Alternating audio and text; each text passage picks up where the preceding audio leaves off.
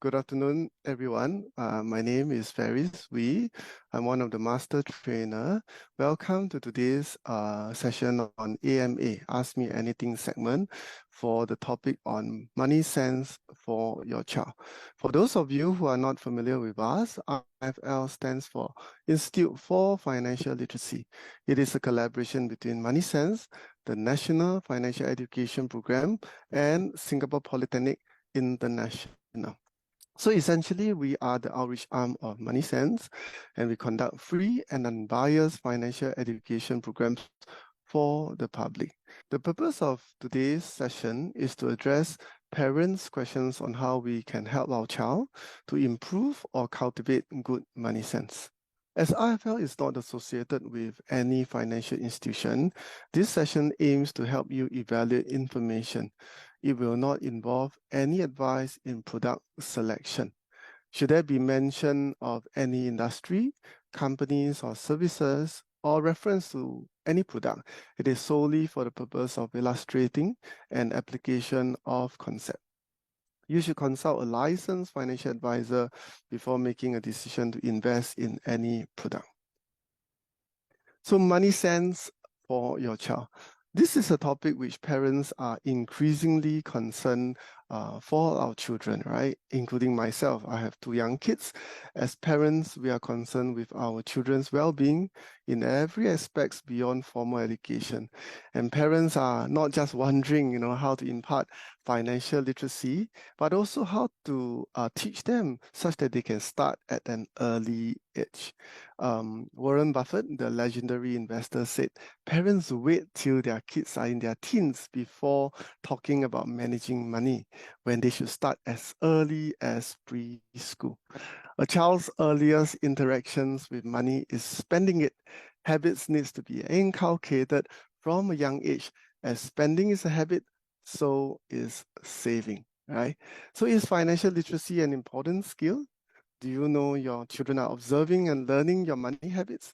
And how can you inculcate good financial habits in your child at an early age? These are some questions that we will go through. So now let's go through a reflection question. Why do you think it is important to teach financial education for your children? So you think about it for yourself. Is it meant to improve their lives as it is a life skill? Is it to go from surviving to thriving, helping them to go from surviving to thriving, or to enable them to meet their financial goals? I believe each of you would have different answers and different hopes and dreams for your children when it comes to teaching financial education for your child. So what does research say? Let's take a look at it. So according to NFEC stands for National Financial Educator Council from the US, they say, why is financial literacy important for youth? Youth are not taught good money habits and the reasoning behind them. That's the reason why we need to teach them. They also share that children will pick up and model the relationships with money of the adults in their lives, which is believed to be their parents, guardians, adults, and people who are in their lives.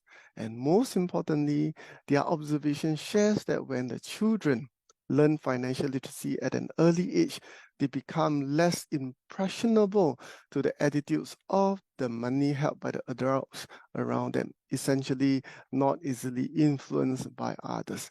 So once they acquire good financial literacy, having a good relationship with money, it becomes an invaluable life skill. So that's the reason why it's important for us to teach financial literacy to our children, and especially to start early for the youth. IFL has a complimentary sessions on money sense for your child, which teaches participants how to introduce these important concepts depending on the age group of the children. For those who are keen, you can check out IFL events page to sign up these sessions. So let me now cover the 3 age groups and the core principles that these topics offer.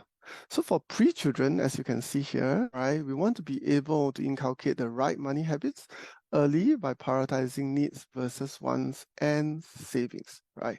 The concepts of prioritizing needs over wants. Understand that money is limited and there are trade-offs involved when spending. Understand the difference between needs and wants, and the concept of savings, the importance of saving, the concept of saving, spending, as well as sharing. Then for primary schoolers, for children between 7 to 12 years old, we would like to introduce the principle that a little sacrifice today goes a long way tomorrow, right? Then there's a concept of delayed gratification. Understand that declining a small reward today can bring a larger reward tomorrow. The importance of developing a long-term savings habit. Saving before spending. How to budget using saving, spending, and sharing, budgeting, using understanding the concept of playtime or budgeting using playtime tokens, right? So these are the important concepts that we can introduce to our primary schoolers. Then for secondary school children, we want to be able to guide them to be savvy consumer in today's digital age, such as being a smart consumer. What do we mean? Understand how to budget using a saving goals activity. Understand the power of compounding interest. Understand the difference between needs and wants, and understanding payment methods, the advantages and the disadvantages of the different modes of payment, and understand the considerations when using credit, and also be familiar with good habits when using non-cash methods of payment.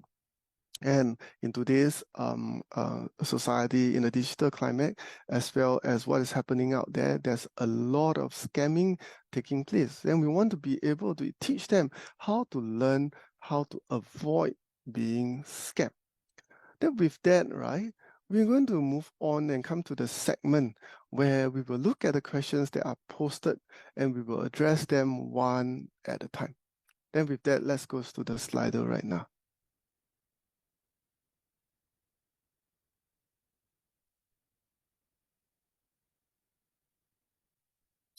Yeah, let's look at the first question, right?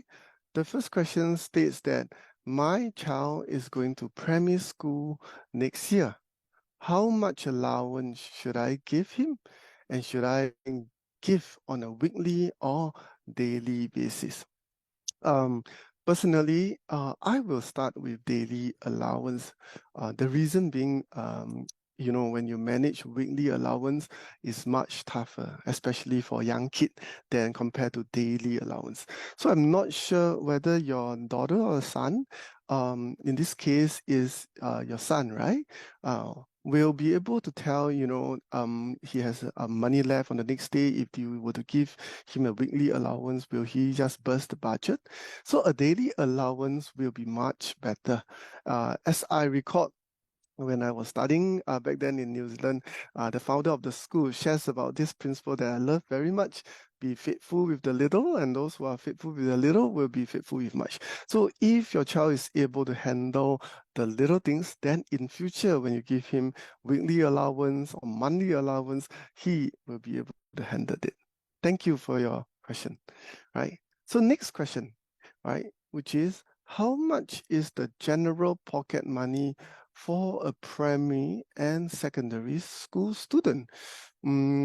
So for this case, I'm not exactly familiar with the prices in secondary school because my eldest is in P2.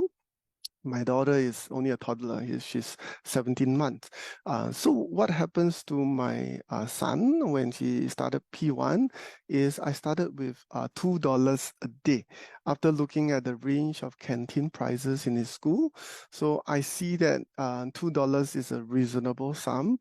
So over time, like what I shared in the first question, right? My reply to the first question would be, I started with daily allowance, and seeing that he's able to manage $2 a day, what I have done is I increased to $4 over 2 days, making sure that he has not burst your budget, his allowance, he's able to handle it on a daily basis, on a 2 or 3 days basis, and eventually right now, I gave him $10 a week, right?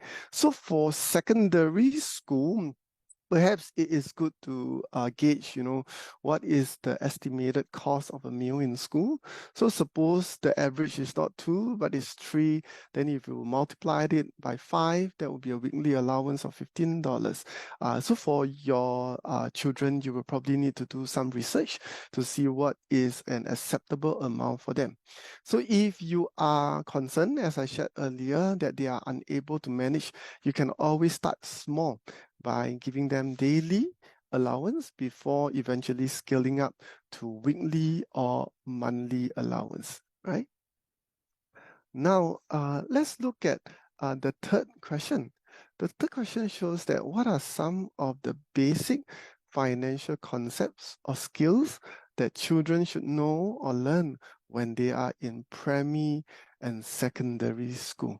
Well, there are quite a number of concepts that the children in primary and secondary school can pick up. In IFL, I think if you have listened to the earlier concept that I have introduced, all right, we talk about the concept of delayed gratification. Understand that declining a small reward today can bring a larger reward tomorrow, right? And also having the attitude of developing a long-term saving habits, right? So experiencing short-term pain to have a long-term gain, right? Then there's also saving before spending. Understand how to budget using saving, spending, sharing. I talk about earlier, the concept of budgeting using playtime tokens. And also for the secondary schooler, it's essential for them to understand how to use how to budget using a savings goals activity, beginning the end in mind, having an objective that they intend to achieve. And the power of compounding interest, where earning interest is extremely powerful. And of course, the flip side of it can also affect them. If let's say they are borrowing, earning interest, interest upon interest can also harm them because the borrowing cost will increase. Then there's also the difference between needs and wants and the payment methods, right? These days there's cash, there's non-cash, there's invisible money, the digital money, and then also there's a visible money where your coins, your cash are. Understand the considerations when using credit, and also be familiar with good habits I shared earlier when using non-cash methods of payment, and also learn how to avoid being scammed. So yeah, there's quite a number of concepts that I've shared earlier, and so I just want to share my worry and my concern, which is also applicable to myself. My worry is that we as parents, we tend to rush it. I'm not sure about yourself. I have a tendency to rush it, wanting our children to learn everything quick, as soon as possible. I shared earlier that speaking from my own parenting journey, right? If I may use an illustration, so this is something that I want to be very transparent to you, that I believe all of us as parents, we struggle. I have 2 kids, and I have a tendency to compare them, not just with them as well, compare them among themselves, how my and the kid, the elder versus the younger, and how are they comparing with other kids, So my beloved wife has often given me very wise counsel, saying that, allow them to run at their own pace, to grow at their own pace, not to rush them to grow at a pace that's suitable for them, right? So yeah, there are certain things that I really hope that they can do better, can probably on par with their friends and all those things. So I'm very worried that he is not learning as fast as others, but I have come to terms, really learning to come to terms. I still struggle sometimes that every child is different, and they need to learn at their own pace according to how they are wired up, and what we as parents can do is not to rush them, to pace them, and to scaffold their learning by introducing each principle step by step, rather than really rushing them, overwhelming them with so much information. This is just something for me to add. Okay, thank you. Okay, so let's look at the next question. The next question would be, how old should a student start to work for leisure and finding experience? As for starting age, it really depends on your child. There are different articles, you know, if you read the reports, and there are people who start working at a certain age. I remember vividly there is this young child and come across in the Straits Times article, now this 7-year-old who actually helped her mom, you know, teaching Chinese to other children to the point that she's running her own classes. But I think that this is an exceptional case, right? So for most of us, I reckon 12 to 13 years old will probably be a good age to start. Like myself, I was involved with a simple job, you know, by giving flyers when I was 12 years old, 12 or 11 years old, right? Then my mom also made me to do household work, you know, when I was in my early primary school. Really, because we have 3 children. I come to a family of 5. Then I'm the eldest and I had to help out. So she made me do housework and sometimes pay me to do that, right? But of course, this is another story, right? And some of you may have views on paying for household chores. So what I'm trying to say is it's good to start young, because as it becomes a habit, like right now, my beloved says that I've been a great help at home with household chores because it's second nature to me, right? So I was also hoping to incorporate the same to our kids. So yes, I personally find that part-time jobs, working for leisure, having a good experience is definitely a good practice because they can learn values such as responsibility, you know, managing their own money, and when they work, they can learn to interact, communicate with others, working as a team, taking initiative. So it can also help to build their confidence, especially if they are shy and introverted, right? Nothing really beats real life experience. So to answer the question on how old, it really depends on the attitude as well as the aptitude, the aptitude of your child, you know, whether are they suitable to start earlier or maybe at a later age or secondary one, right? So you can assess it. But it's good. It's good to have work. Okay. Yeah. Now let's look at the next question. How do you teach young children, specifically preschooler, about savings? Oh, okay. This one is something that I have vivid memories from, right? Because I remember I had a conversation with my wife. We says that if we really want to teach our kid, right? My eldest then how to save, you know, but he's really young. So my first experience, in fact, our first experience with him about saving is when he's about 3 years old.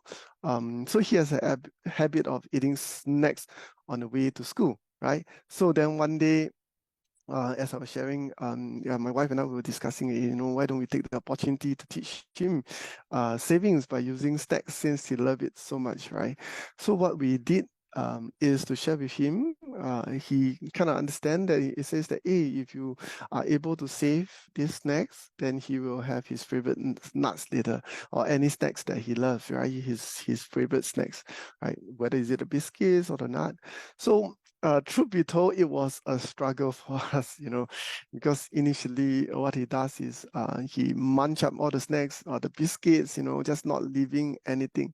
So, and when he pick it up, you know, he just cry and scream that he really just wanted the nuts.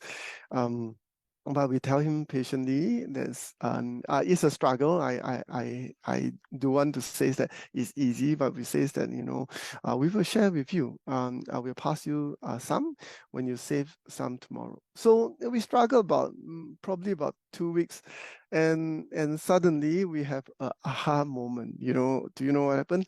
And he actually says, "Daddy, you know, I want to save." Wow, we were so shocked.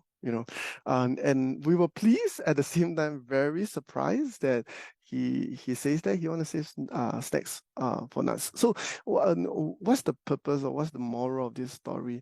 It kind of dawned on us that for him to learn or for kids to learn, and even for ourselves, right? In this case is for the kids, right? They need to connect the dots, right? To use appropriate activities for their age. In this case, is teaching money without using money, by using the snacks that he loves, right? So I hope that's helpful. Okay. Okay. Now, the next questions here is, my parents will buy things for my children, even when I say no to them. I worry that they don't appreciate the value of thrift. Well, this is tough, man. This is tough, right? So I repeat the question. My parents will buy things for my children even when I say no to them. I worry that they don't appreciate the value of thrift. Okay, so the tension of having conflicting messages is extremely real.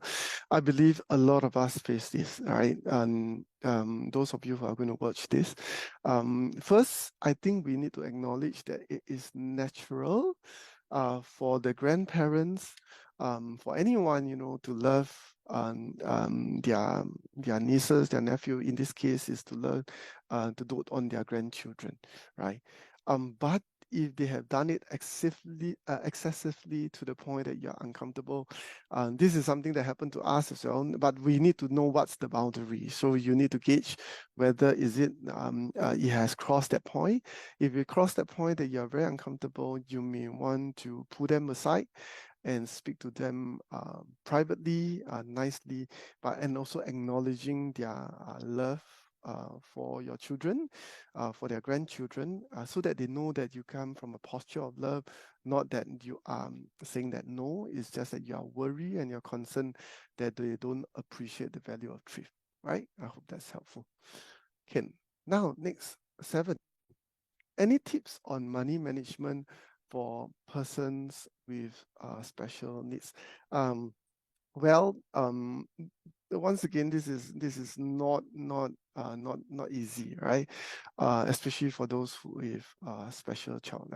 Personally, I have a couple of friends who have children who are special, and I also recall an ex-colleague of mine who we are catching over lunch and at a place, and we were sitting just beside this family. And I remember very vividly, extremely vivid imagery come to my mind. The lady with her dad and her child, right? So the son is an autistic child, who is struggling really badly because we were there witnessing, right?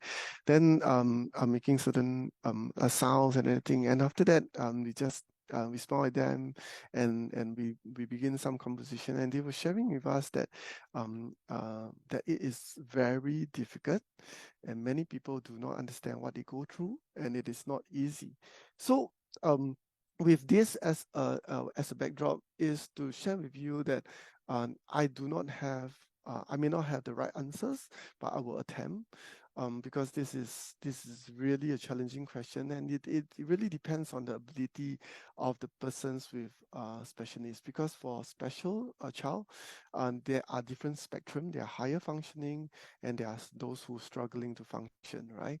So even understanding the difference between the need and wants. So for those who have higher functioning, perhaps guiding them, teaching them the difference between what is a need and what is a want, and also allowing them to fail forward to experience with budgeting will be a good starting point. In IFL, we have conducted courses for special needs participants before. We tapered down into really simple things like even counting coins, and some of the parents came forward and tell us that really even counting and differentiating the coins versus dollars, it confuses them. So you got to start really small, and for those who are able to reach the stage that they are able to count, they are able to do simple math. You can even simulate a marketing shop at home, such as a seller, a buyer, to test the concepts of buying and selling, numeracy skill to getting the right change, as I shared earlier, coins and dollars. So I give you a simple example, right? There's a dollar. Right, this is $1. So $1 is actually bigger than 50 cents, right? But for people who are special and for people who are struggling, and even for kids, they may find it a struggle because 50 is actually bigger than one, but $1 in actual fact is bigger than 50 cents. I hope you understand what I'm trying to sell you. So what I can encourage all of you is to start small. And the other thing to note for families with special needs is you may want to consider setting up a special needs trust to make provision for your special needs children, right? You can consider contacting SNTC, stands for Special Needs Trust Company. It is the only non-profit trust company in Singapore that is jointly supported by MSF as well as NCSS. Their fees are highly subsidized. So I'd like to encourage you to check them out. So essentially, a trust is a legal relationship in which one person or the institution, the trustee, is responsible for holding and managing assets for the benefit of the other person, right? In this case, namely the special needs child, right? So I hope that's helpful. Okay. So next, how do we teach our children how to spend wisely, right? A good start in teaching them how to spend wisely really is to have the ability to differentiate between needs and wants. IFL, the MoneySense for your child, and we have this learning kit which we have developed, has an activity on categorizing needs and needs versus want, right? So you can consider introducing this activity to your children, right? Asking them what are needs, to them. So essentially, if I would ask you, most of us would know that a need is a must-have, while a want is a wish to have.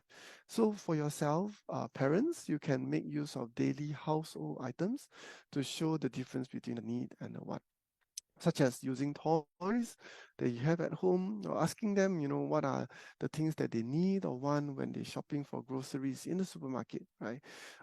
Do realize that our children's perspectives for needs and wants may be very different from us. And as parents, what we can do is we can dig a little bit further by finding out, by discussing with them, why the items they have identified is considered a need or the want, right? A conversation can take place to just find out, why do they consider that as a need? Why do they consider this other item is a want, right? So the other practical tip, if you want to help your child to spend wisely, even as they go for shopping, come to the point of time that maybe you are getting them to get some groceries items, right? In order to avoid them from deviate, you can consider using a shopping list, a checklist, so that they will not run away from this list when they go and buy things. Because if we don't have the list, even for ourselves, we can go and shop. Right? Sometimes we are so enticed and tempted by the snacks, the discounted items that are in the shop, and we end up buying more than we need, right? So if you can also consider introducing saving, spending, sharing concept. For example, setting aside the money gifts that you receive, like your ang pao, birthday, any gifts that's been given, right, for saving, spending, or sharing. So our family do this with our children. Not my daughter, because my daughter is still young. She's only 17 months. But with our boy, by letting him use a certain percentage of the money that he's being given, right, being blessed on different occasions, like ang pao or on a birthday, to buy something that he liked, while the rest is being set aside for savings, right? So we have also try to introduce giving in terms of sharing by tithing. This is something that we do as a family, that he has to give a portion of his allowance. So not just teaching them how to spend wisely, just an added concept to talk about sharing and giving as well. All right. Okay. Now let's look at the next question. Would be children have a different view of what wants and needs are?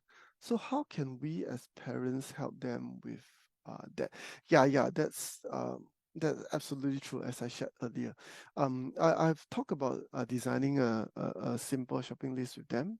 So you can also get them to choose what is a need or want, beginning with simple and obvious examples. So that can be a good start. So for example, a toy versus a fruit, right? A toy car is obviously a want, a fruit can be a need. Or chocolate bar versus a tin of milk powder, or potato chips versus vegetables. So um, once they have made their choices, so you can explain to them, you can have conversation with them. So if you want to allow them to fail forward, for example, given the allowance that they have, you can allow them to experience the natural consequences that comes along with it, in the event that if they were to burst their budget, if they buy more of the wants rather than their needs. So that's one example. You can allow them to experience what exactly is a need or want. Maybe I share one simple example, right? So for those of you who have children, you're going to give them allowance. They're going to buy things from the recess. Sometimes they have things that they want to buy from the bookshop. You will have to realize the trade-off that comes along with this decision. Buying something that they want from the bookshop will cause them to go hungry because they don't have enough money for food, which is a need. So that's where I'm coming from, to allow them to experience the natural consequences that comes along as a result of their choices, right? Okay. Okay, now next one. Why should parents bother to teach children having good money sense? Yeah, that's true, right? You have so many things that you want to teach them, right? So this is just another one. We have shared already in the beginning that when we teach children, imparting them financial literacy from young, you will be giving them a good head start. They are not so easily influenced by the people around them. They will be picking up very invaluable skills, right? That will prepare them and help them to stay the course where they can experience financial wellness as they grow into the different life stage into adult years. But most importantly for children, it's also because habits in children take root at a young age. In fact, according to a research by Brown University, they say habits in children take root at about age 9 years old. So how do they discover? Is by routines and habits in children, including household chores and responsibilities, right? So according to this research, what they have done is they have surveyed nearly 50,000 American families. So I know that this is American families, but I believe that this is also applicable in our Asian context, right? Even in Singapore, right? It shows that the chores remains consistent from the age of 9 to the conclusion of high school. So what it really means is that the habits that were formed at an early age will have a great influence as they enter into their teenage years and adult life, right? So I also shared earlier that the NFEC, National Financial Educator Council observation, that when children learn financial literacy at an early age, they become less impressionable. I talked about that earlier, to the attitudes uh, um, um, helped by the money, the attitudes of the money helped by the adults around them, right? And once they acquire good financial literacy skill, they have a good relationship with money, it becomes an invaluable lifelong skill, right? So of course, among us here, there may be some of you say, "Hey, wow, 9 years old. My children is older than 9. I myself is over my." Some of you may say that you have not been very good in terms of managing money. Does it mean that there's no hope? That's not true, right? It's always better to start young, but if they can't, you have not started young, the only thing that we need to do is we need to put more effort. It is not impossible. It's just that more effort needs to put in, right? If those of you who may be keen, there's a few books because when I was younger, my parents didn't introduce me, so I also started late, right? Then there are different books over the years I've come across that has been very helpful. So one of the book is The Power of Habit by Charles Ding, right? The other one is Triggers, Creating the Behavior That Lasts, Becoming the Person You Want to Be. This is by Marshall Goldsmith. And then the other one, which I really, really like, is by Dr. Carol Dweck. Dr. Carol Dweck says it's about mindset, changing the way you think to fulfill your potential. So recently, this is another book that I finished. It's called Tiny Habits by Professor B.J. Fogg. Right. So I hope that's helpful, and I also would like to inculcate some of this to my children. So I hope that these resources can help you as well. Okay, yeah. How can I maximize my benefits for my child development account? How can I maximize my benefits for my child development account? Okay, so CD child development account is CDA, right? So you can open up, first of all, you got to open up your CDA account, right? So with one of the local banks, right? Then in order for you to maximize, then you need to contribute, right, to the account, because by contributing you'll be enjoying the government dollar for dollar matching, right? Then with that you can also use your child CDA funds at approved institutions to pay for your child's expenses, such as fees for registered childcare center, like my family. My girl is in a infant care, so we use it to pay, right?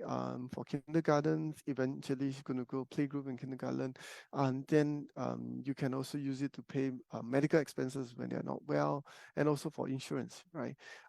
Yeah, you can use it to approve an approved H&S plan for your child. So essentially, if you want to maximize your benefit, first of all, is you need to have an account.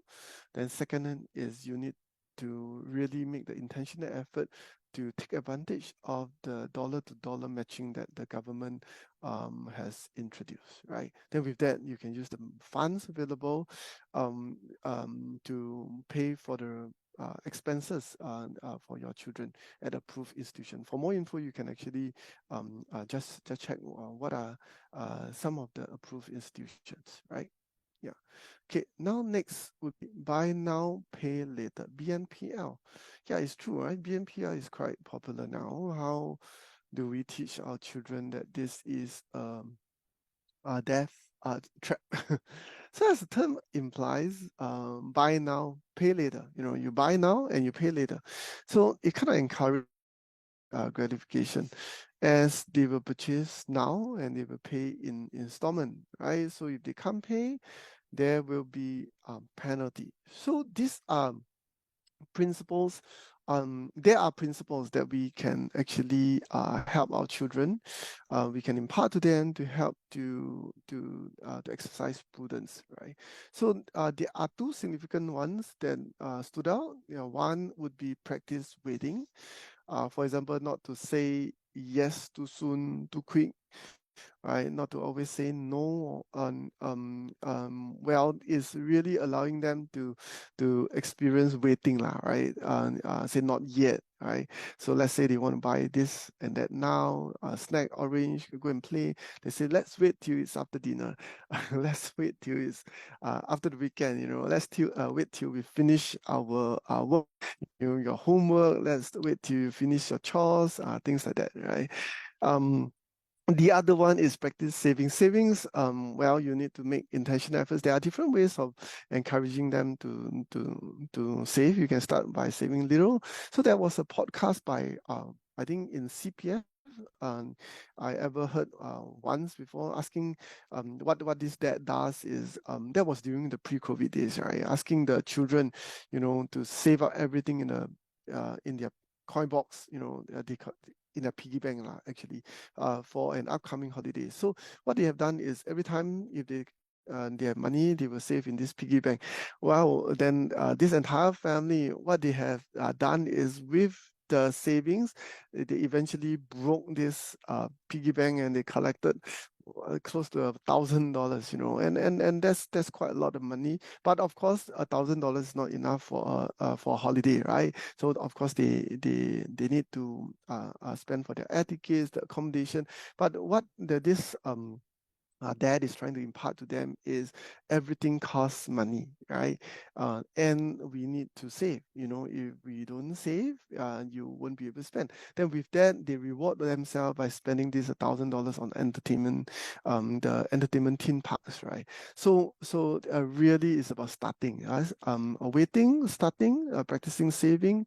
Then the other one that is essential would be modeling. There's this famous quote that says, attitudes are caught, um, and they are not taught, right? Have you seen some of your habits and language that our children have? I definitely have seen the kind of language and the not so nice language and posture that sometimes I exhibited that my son has carried, right? So if you have a habit of buying now, pay later, I hope not. Using credit, right? We may also unconsciously be influencing our children too. So I hope that we practice encouraging them, right? Practice waiting, can start, practice saving, and the other one, watch our behavior, by practicing modeling, right, to guide our children. Okay, Ken. Next one, this one would be my child has a habit of overspending. He used up his daily allowance in his smart buddy, and after that, he will use the money in his basket. Wow, what can I do? Right? Well, this is a very tricky situation, right? So perhaps what you can do is you can try to understand, what are the things that he spent on, right? So at least you have an idea why he spent the way he did. Is it because he goes hungry easily, right? If that's the reason, then maybe you want to consider giving him a recess box, a lunch box. Will that help? And perhaps you can try to change his allowance to cash instead. Because I kind of suspect that the smart buddy watch, right, the payment method, is a little bit like the cash. Is actually essentially a digital payment mode, right? And digital payment mode is like invisible money, and you don't see it, you don't see it, you don't feel the pain, you don't feel the pain. We tend to cause us to spend more. So that may be a reason why he may have overspent. So you may want to try to use cash to monitor. He has a tendency to spend above his means, and give it some time, to see whether if the change works. Or you can try to find what motivates him, introduce a saving goals component, such that when he's able to save that certain amount, that you guys can celebrate, by getting that item to go for his favorite movie. You may even want to consider introducing a one-on-one $1 matching to cultivate his savings goal, right? Okay, now next question. How can we introduce digital payments to our young children? Okay, so for this, you can try this. You can simulate a game, right, at home for your children to practice using cash and digital payment. But of course, in this case, you are talking about digital payment, right? So you can always start with cash, then after that you transit to digital payments. Unless they are very good with cash, then you can go straight to digital, right? Step one, you can create an imaginary canteen at home or place. Give them that allowance, right? Allow them to practice paying for their food, receiving the change, having fun, getting to share what they learn, right? If you are using digital payments, so what you can do is you can just create some, just draw a watch, a toy watch to simulate the smart body watch, or using a cash card or that page card, right? Getting them to tap, right, to pay for their food, then asking them, what do you think the change are, because the thing about digital payment is sometimes we worry that our children are unable to count, right? So that's the reason why I was suggesting that perhaps you want to incorporate cash first. Once they're familiar with cash, then you introduce the digital payment, simulating a game-like approach, like a canteen or a shopping center, right? Then getting them to practice, right? Then also explaining to them that there's money in this watch, and you have actually put in the money, right? And getting them to do the buying and receiving the change, and pretending to use the watch for payments and testing them, how much money is that has left, right? So for the older kids, what you could do is you may want to experience an experiment, asking them to take a challenge, by using cash versus digital, getting them to track their expenses. Then after that, debriefing them, right, to see whether do they spend more with cash, more with digital payments, and what's the difference? Do they find that they spend like they don't think much when they use digital payment mode? So the morning conversation that takes place after this exercise is key, because it kind of helps them to be aware of the unintended consequences of overspending as a result of digital payments, right? So typically, I shared earlier that using digital payment modes will cause a person to spend more because it is out of sight. When it's out of sight, it's out of mind. We don't feel the pain, and the invisible money, actually, they didn't realize it's actually tangible, right? So when we don't see it, we tend to spend more, right? Okay, now next one would be, how can I introduce the concept of uh, investing to grow your savings to my 18-year-old who is about to go to NS, right? How can I introduce the concept of savings to grow your savings for your 18-year-old? So, well, you can maybe introduce ang pao investing or gifts investing. So essentially, you can open up an account, so start with the money that he has received, the blessing that he has received, right? So, seriously, this is something that it started out for me, right? When I was younger, that's what my parents did. They deposit the ang pao money, right? So if you want to introduce the concept of investing, you can also try to find out what ticks for your child. Another way is to play games, lah, right? I know it's 18-year-old. It's never too late. You can still find games that is appropriate. So the common games that I can think of, right, that can be helpful. My child is about 8, right? We play Monopoly, but it's the kids version. So for the 18-year-old, there is a teenager version and the adult version which they can appreciate. You can try that version, the Monopoly. Then I have played cash flow game before. I thought that that's very fun. Then there's also local brand games which I have played before and I love it. It's called Wonga Mania. Then there are different ones. There's plenty of games out there. So what I'm sharing with you is, if you want to introduce the concept of investing, you can start small. First of all, is by using by depositing the money into an account, and you can also introduce games to play with them. Then with the money in the account, you can talk about the different options, right? You can start small, perhaps by using buying into Singapore savings bond, opening up CDB, just joining with them, opening up a CDB account. And you can also, if you want, I'm going to introduce you to a tool, IFL. In the tool section, you can download our Excel spreadsheet, the compounding interest calculator or goal savings calculator. And with that, you can see how their money will compound. Play around with them and say based on the expected interest to get them interested in investing, also allowing them to appreciate the power of compounding, right? Yeah. So I want to apply for a supplementary credit card for my teenage children, so they learn how to manage credit. Is it a good idea? No, it's definitely not a good idea, right? Okay, so why do I say so quick to say no? Is because we are worried that, as I shared earlier, credit card is also a form of invisible money, right? So if they blow the card, who will be paying for it? It's either to be yourself, it's either to be your spouse, right? So you want to make sure that they are able to take personal responsibility, right? So eventually they have their own cars to responsible for their own credit, right?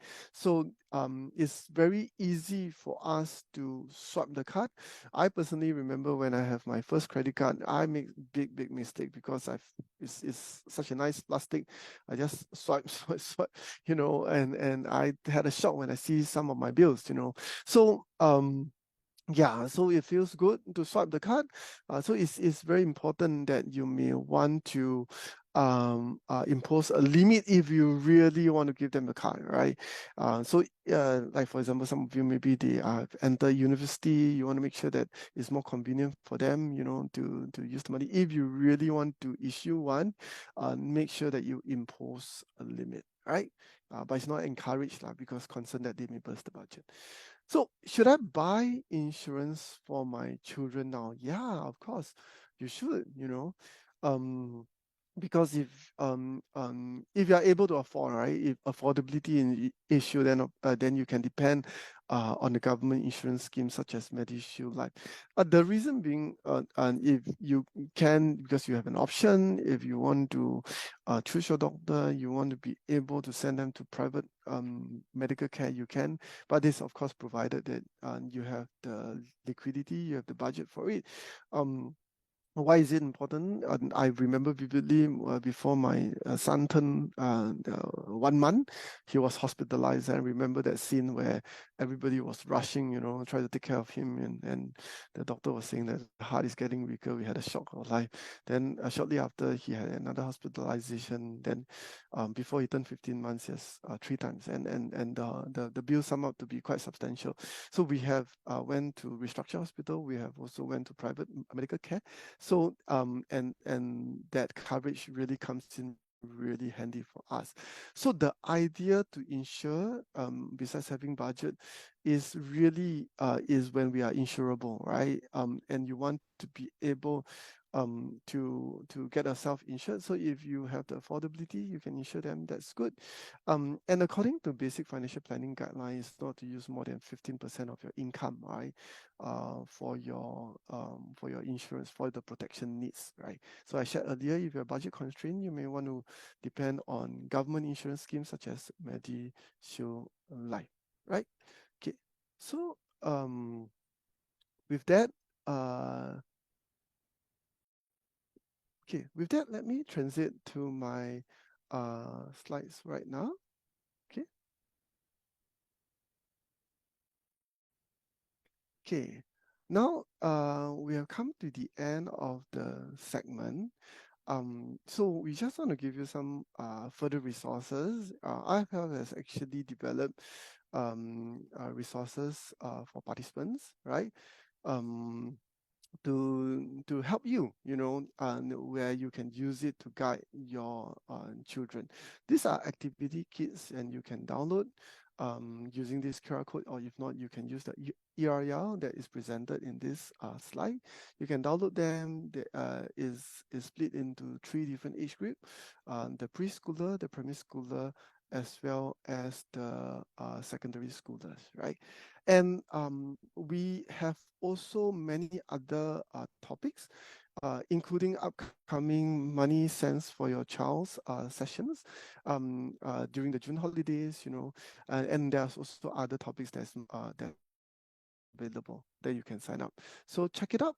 Sign up our via our events page, right? Okay.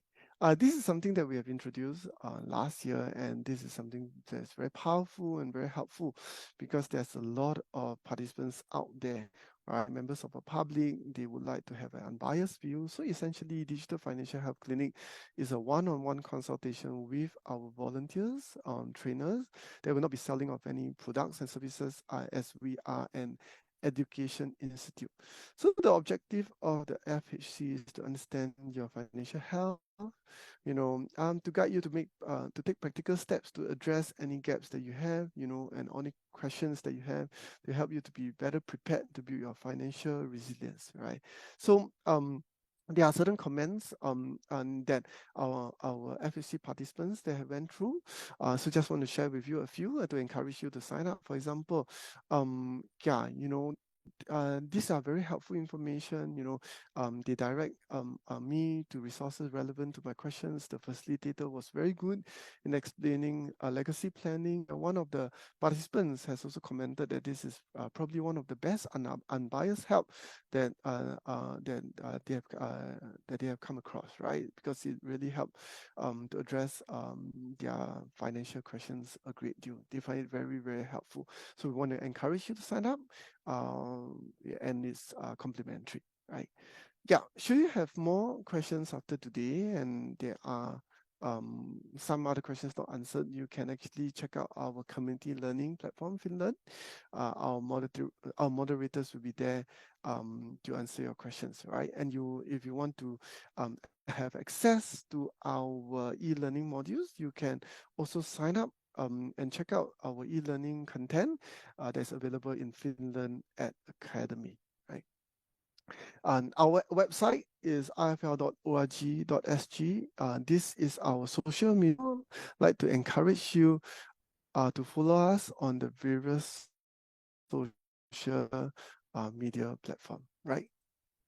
Yeah, now we have come to the final slide. We would like to have your feedback. Scan this QR code. This QR code will bring you to SurveyMonkey, where we would like to ask you a few questions just to find out how did we do. So how do we identify that this is the session? By inputting the booking ID. So the booking ID is 916. So you can either scan the QR code, or if not, you can just type out the link and fill up the survey. With that, just want to thank you for watching. Right. Thank you very much and have a good day.